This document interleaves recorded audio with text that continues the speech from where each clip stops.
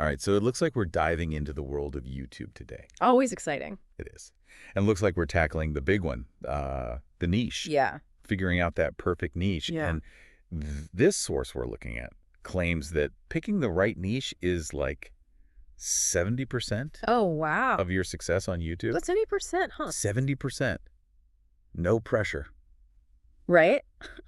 Well, that might be a bit of an exaggeration, but Yeah. I mean, there's no doubt that your niche is super important. It's crucial Yeah. to succeeding on YouTube. And what I think is interesting about this source is that it goes beyond just saying like, oh, find what's popular, what's trending. Right. It really stresses that you need to find something that you're genuinely interested in, something that you can do for a long time. I mean, that just makes sense, right? Yeah. Who wants to make content that they secretly hate? Exactly. And I think the source really hits home on that idea of avoiding burnout, you know? Yeah. When you're passionate about something, it shows, it comes through in your content. For sure. And, passion that translates to creativity, to consistency, and ultimately to a stronger connection with your audience. Yeah, and I think that's ultimately what keeps people coming back for more. Exactly. So, okay, passion's key. We've got that part down. Yeah. But where do you even start? Right. How do you narrow down the niche? Well, this source kind of breaks it down into two main types of YouTubers. Okay. You've got your educational YouTubers. Yeah. They're the ones sharing knowledge and skills, teaching people how to do things. And then you've got your entertainment YouTubers. Right. And they're all about, entertaining. Yeah, but I feel like there are so many creators that kind of blend those two, Oh, for sure. Like you can have educational content that's super entertaining. Yeah, absolutely. The lines are definitely getting blurred, but I still think it's a really helpful framework for just thinking about, like, what is the core purpose of your content? Yep. And so, for example, this source uses Mr. Beast Okay. as like the ultimate example of an entertainer. Right. He's all about those big, crazy, attention-grabbing ideas. Yeah, Mr. Beast's like in a league of his own. Yeah. I'll admit, like sometimes I watch his videos just to see like what insane thing he's going to do next. Yeah, and that's the point, right? Yeah. He has mastered the art of standing out Yeah. in a space that is so crowded, so competitive. So competitive. And he's constantly pushing boundaries, and that keeps people engaged and coming back for more. I think that's such a good point, especially today when it seems like there's just so much content out there. Oh, yeah. The competition is fierce. How do you even break through? And that's why, I think this source really encourages people to hone in on their specific interests. Like, what are you passionate about? What do you know a lot about? Yeah. What are you excited to share with the world? Okay. Because building a successful YouTube channel, it's a long game. It's a marathon, not a sprint. I like that marathon, not a sprint. Yeah. Because you need to be able to sustain it. Exactly, and that's why passion is so crucial. If you're not genuinely interested in your niche, you're much more likely to burn out. Oh, absolutely. And give up when things get tough. And trust me, things will get tough. Yeah. Oh, for sure. At some point. So we've got the passion piece. Okay. We've figured out, okay, I'm passionate about this. I can do this for years. Right. How do we know if a niche has potential? Yeah. Is there some sort of formula? Unfortunately, there's no magic formula, but, the source does give some helpful guidelines for kind of validating those niche ideas. Right. And one thing is that you want to look and see, are there other successful channels in this niche? So if I see like tons of channels with, over 100,000 subscribers and they're all making videos about cryptocurrency, that's a good sign. Exactly. It suggests that there's a sizable audience out there who's interested in that topic. Yeah. But it also highlights the importance of finding your own unique angle, especially within these larger niches. And that's where the concept of micro niches comes in. Ooh, micro niche. Yeah, have you heard of that? I've heard of it, but like break it down for me. Okay, so instead of trying to tackle this like massive category like fitness, you find a specific underserved segment within that category. Okay. So think like yoga for back pain sufferers or vegan meal prep for athletes. So it's like you're finding your tribe within a bigger community. Exactly. It's about identifying those unmet needs and tailoring your content to address them. Yeah. And what's great about this is it allows you to establish yourself as an authority in a smaller space. Right. And build a dedicated following. It's less intimidating that way, too. It is. Instead of thinking like, oh, I've got to tackle this huge thing. It's like, okay, I can find my little corner. Find your corner. Yeah. And the source gives a good example with the cryptocurrency thing. There are tons of huge creators out there making viral videos about Bitcoin, but there's still plenty of room for smaller creators to focus on specific aspects of cryptocurrency like DeFi or trading. So even within these like really popular, potentially competitive niches, there are still opportunities There to are. carve out your own space. It's all about finding that sweet spot, you know, where your passion and your expertise intersect with an audience's needs. I like that. And, you know, think about it. If you're passionate about something, chances are there are other people out there who are too. Yeah. And they're looking for content that speaks directly to them. Right. So it's about adding value to a specific group of people. So we talked about aligning it with your passion. Yeah. We talked about seeing if there's an audience for it. Right. What about competition? Yeah. Because this source also talks about that and even mentions that niches with big competition can be viable, but you have to do something different. That's a key takeaway. It's not always about avoiding competition. Right. It's about understanding how to differentiate yourself. Okay. So the fitness example is perfect. That's a massively crowded space. So crowded. Right. Yeah. But can you specialize in like fitness for seniors or adaptive fitness? Yeah. Ooh, I like that. Right. Okay. Can you offer like a unique training methodology or a fresh perspective? It's about finding your unique angle. Exactly. Okay, I'm starting to see how this all comes together. It's not about finding like an empty niche. It's about carving out your own space. Right. Within something that, you know, there's an audience for. Exactly. And it's about, finding that sweet spot where your passion and your expertise intersect with a specific audience's needs. Yeah. If you're passionate about something, chances are there are others out there who are too, and they're looking for content that speaks to them. Right. So it's about adding value to a specific group of people. Precisely. And it's about understanding, your audience, their needs, their challenges, and how you can help them through your content. Yeah. It's about building a community around shared interests. Okay. So we've got aligning with your passion. Yep. We've got validating that there's an audience. We've got differentiating ourselves from the competition. What other gems does this source have when it comes to finding that perfect niche? Well, one thing that I found really interesting was this idea of looking for new creators who are gaining traction really quickly. Yeah. Like the source specifically recommends looking for creators who have kind of popped up in the last 4 to 6 months. Oh, wow. So recent. Yeah, and they're experiencing rapid growth. Why is that a good thing to look for? Well, for a couple of reasons. First, it's a sign that the niche is still receptive to new creators. It means there's space for you to enter and make your mark. So if I'm seeing someone new coming in and killing it in a niche that I'm interested in, that's actually a good thing. It can be. Okay. It shows that there's an audience that's hungry for fresh perspectives and new approaches. Right. It also means that the algorithm is receptive to new creators in that space. Yeah. The second reason is that, by studying these up-and-coming creators, you can get some really valuable insights into what's working right now on YouTube. So they're kind of on the cutting edge. They are. They're on the cutting edge of trends and audience engagement. That's so smart. Yeah. So observing their strategies can be really valuable. It's like you're getting a cheat sheet. Yeah. To what's currently working. Exactly. I love that this source has all this practical, actionable advice. It does. You can actually use. It does. Yeah, and it it leads right into this next part that I was going to bring up, which is that even if you've got this perfect niche, it still comes down to creating high quality content. Oh yeah, you can have the best niche in the world. Right. But if your content's boring, if it's not good, nobody's going to watch. You hit the nail on the head, and this source really hammers that point home. Yeah. You can't just phone it in on YouTube. Yeah. You have to really invest in your skills, learn from others, and constantly try to improve. So when we say quality content, what does that actually mean? Yeah. Because I feel like a lot of people maybe starting out, they think, oh, quality content, it means fancy cameras, expensive editing software. Right. Yeah, that's a great question. And I think it's something that this source encourages us to really unpack, because quality can mean different things to different people. Yeah. It depends on your niche. It depends on your audience. Right. For some niches, it might mean, really high production value, beautiful visuals, slick editing. But for other niches, it might be more about authenticity and genuine connection, even if it's shot on an iPhone. So how do you figure out what quality means for your audience? Well, I think that's where a lot of research and experimentation comes in. Okay. The source recommends looking at successful channels in your niche. Pay attention to the comments, Okay. the engagement. Like, what are people responding to? What are they asking for? Yeah, what kind of feedback are they giving? So you're not just creating content that you think is good.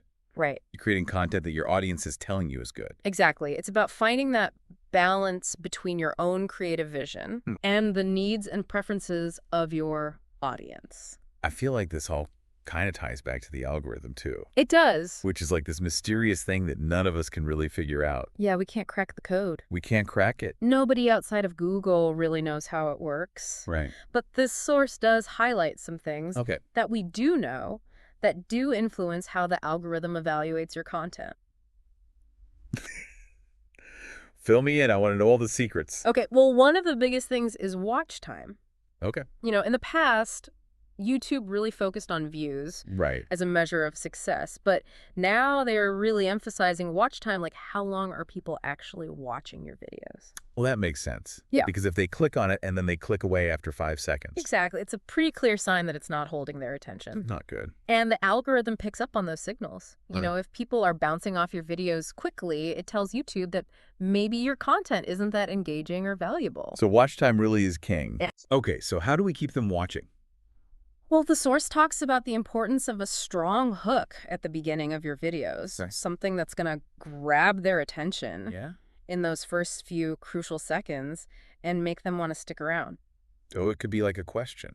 Yeah, it could be a question. A surprising fact. A surprising fact, a really visually arresting scene. Okay. Anything that piques their curiosity. Like when we started this deep dive and we said niche selection is 70% of YouTube success. Oh, yeah. That's a good hook. That's a good hook. Right. It gets you interested. It makes you want to know more. Exactly. So it's kind of like, you know, a well-crafted headline for an article. Okay, so we've got the hook. Okay, you got your hook. What's next? What's next? Well, you got to keep them engaged throughout the rest of the video. And so the source talks about the importance of structure. Like, how are you structuring your videos in a way that keeps people engaged? Right, so it's not just like throwing information at people. No, you're not just like lecturing at them. Yeah. It's about like, you know, using visuals. Storytelling. Calls to action. Yeah, calls to action to keep people interacting. So it's not just informative. It's got to be entertaining. It's got to be entertaining. And again, this goes back to knowing your audience. Yeah. What kind of content do they enjoy?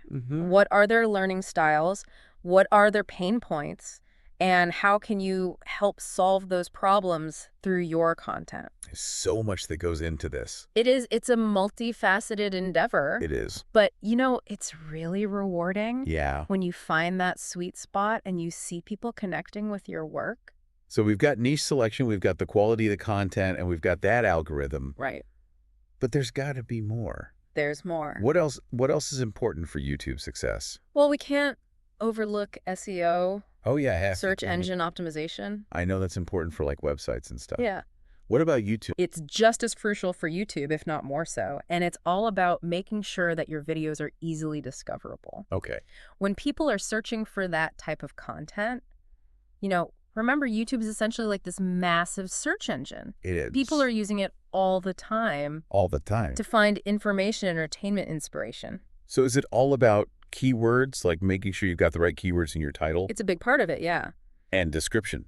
So the source recommends like researching relevant keywords that your target audience is using to find content similar to yours. Okay. And then strategically incorporate those keywords into your video titles, your descriptions, your tags. So you're speaking the language of your audience. Exactly. You want to speak their language. Okay. And make sure that you're showing up in their search results. And it goes beyond just keywords, though. Okay. You also want to think about optimizing your video thumbnail. Oh, yeah. Those are important. Because the thumbnail is like the first thing that people see. That's the first impression. It is. When they're scrolling through YouTube, so it needs to be visually appealing and it needs to accurately represent what your video is about. It's like the cover of a book. I love that analogy. Right. Spot on. If it's not a good cover, you don't pick up the book. Yeah, it's all about making your videos discoverable, both within YouTube's search engine and on external search engines like Google. This is a lot.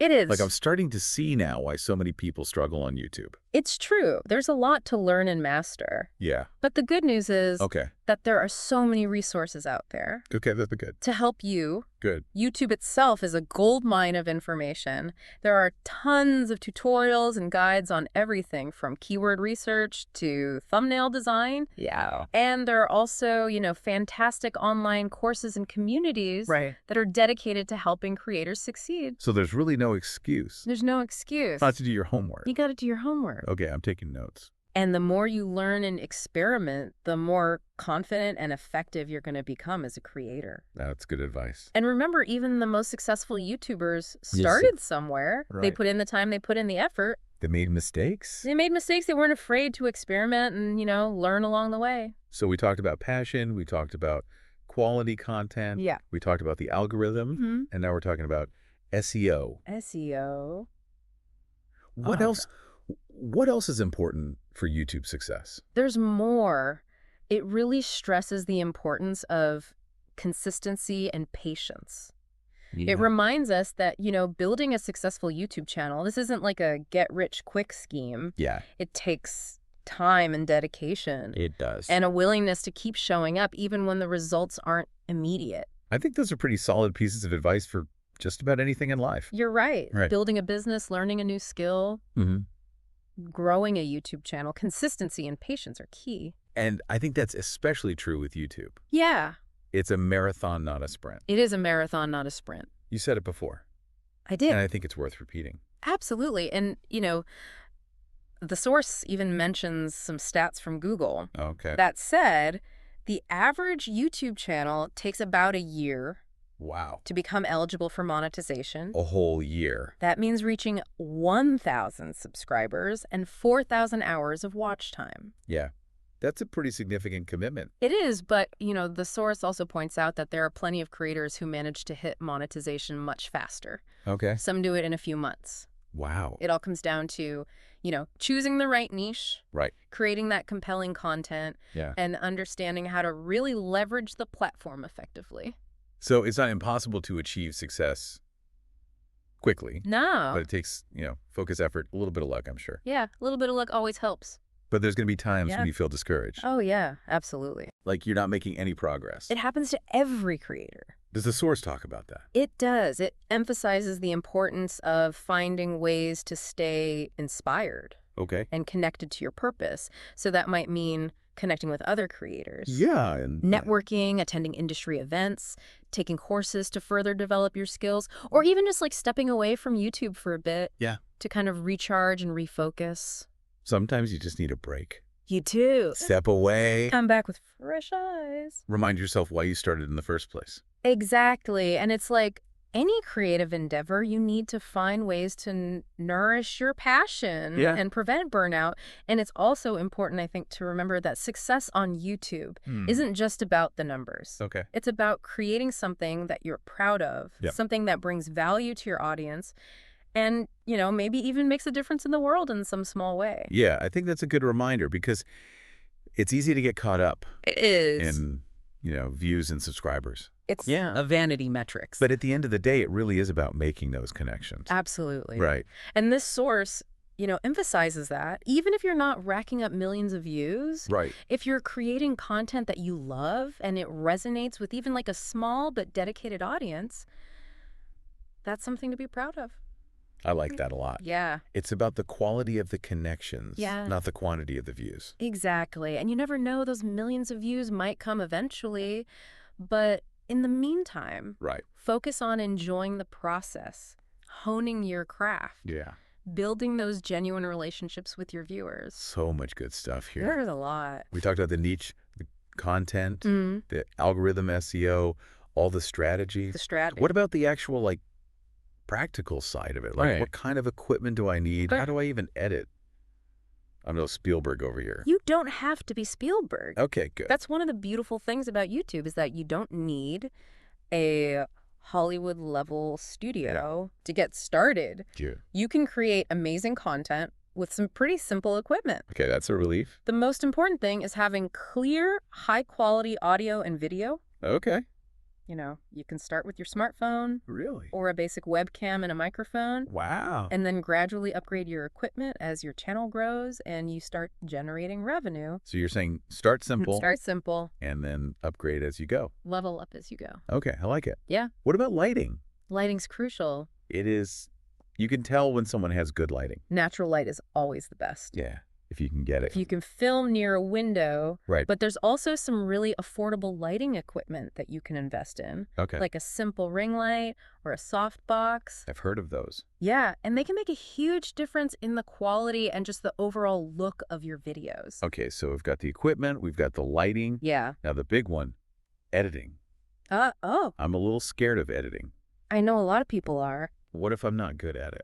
Well, the good news is that there are so many user-friendly video editing software options available. Yeah. These days, a lot of them are free or very affordable. What? You don't need to be a professional editor to create really great videos. That makes me feel better. Yeah. Any recommendations for software? Yeah, there are a ton of them. It kind of depends on what operating system you're using and your budget. No. But some popular ones are iMovie, which is free on Apple devices. Okay. DaVinci Resolve is another really powerful free option. Okay. And then there's Adobe Premiere Pro, which is kind of like the industry standard. Okay. But it does come with a subscription fee. So you've got a range of options. You do, and each one has its own strengths and its own learning curve. Right. So I recommend exploring a few different options. Try them out. See what clicks for you. So it's kind of like finding your niche.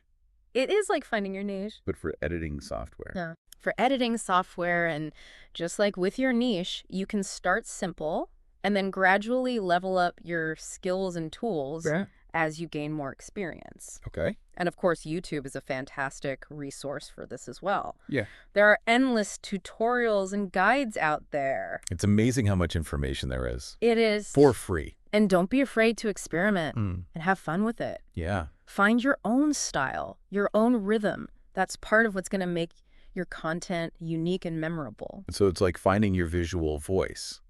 I love that. Your Yeah. editing style becomes part of your brand, part of what sets you apart from everyone else. This has been such a helpful deep dive. It has. I feel like I have so much to think about. Good. And I'm really excited to get started. That's great. Yeah, so just to kind of recap, Yeah. finding that sweet spot Right. where your passion meets audience demand Yeah. and then delivering that value consistently and creatively. Couldn't have said it better myself. But I think the biggest takeaway for me is that don't be afraid to experiment, to take risks, to let your creativity shine through. Yes. That's what's going to help you stand out. It is. Build those connections. It's all about connecting with your audience in a genuine and authentic way. Absolutely. Yeah. Thanks for taking this deep dive with me. My pleasure.